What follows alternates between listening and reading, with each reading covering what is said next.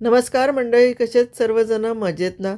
तर आपली आजची रेसिपी आहे तोंडलीची भाजी. तोंडली स्वच्छ धुवून घ्यायची, त्याच्यानंतर ती उभी चिरायची आणि पुन्हा आडवी त्यांना चिरायचे, म्हणजे छोटे पीस करून घ्यायचे. त्याच्यानंतर कढई ठेवलेली आहे पण गॅसवर. अर्धा पळी तेल ओतायचं, एक छोटा चमचा मोहरीचा टाकला, एक कांदा टाकला आहे. छानपैकी ब्राउनिश झाला की मग त्याच्यात एक छोटा चमचा हळद टाकायची आणि त्याच्यानंतर मग आपण त्यात चिरलेली तोंडली टाकून घेणार आहोत आणि ती 5 मिनिटं परतून घ्यायची. त्याच्यानंतर मग तोंडली थोडं बाजूला करायचं आणि त्याच्यामध्येच मी ठेचा बनवून घेतलेला आहे. फक्त मिरची आणि लसूण वापरलेला आहे बघा इथे. खलबत्त्यामध्ये त्याला कुटून घेतलंय आणि मग त्याचा कच्चेपणा जाईपर्यंत त्याला परतून घेतलं आणि त्याच्यानंतर मग बटाटे पातळ चिरून घेतले.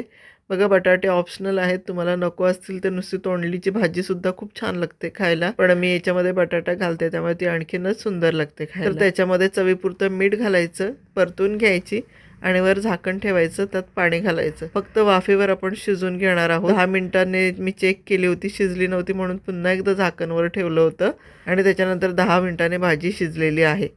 भाजी शिजल्यानंतर आपण त्याच्यामध्ये भाजलेले शेंगदाण्याचा कूट 2 चमचे आणि मुठभर कोथिंबीर घालून घेणार आहोत, कारण त्याच्याने भाजीला खूपच छान चव येते. नंतर भाजी पुन्हा एकदा परतून घ्यायची.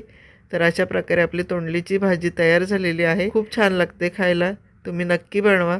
रेसिपी आवडली असेल तर लाईक करा, शेअर करा. चॅनलवर नवीन असाल तर सबस्क्राईब करून बेल आयकॉन प्रेस करायला विसरू नका. चला थांबते, इथे भेटूया पुन्हा अशाच नवनवीन व्हिडिओंसह. तोपर्यंत बाय बाय आणि माझा व्हिडिओ संपूर्ण बघितल्याबद्दल धन्यवाद.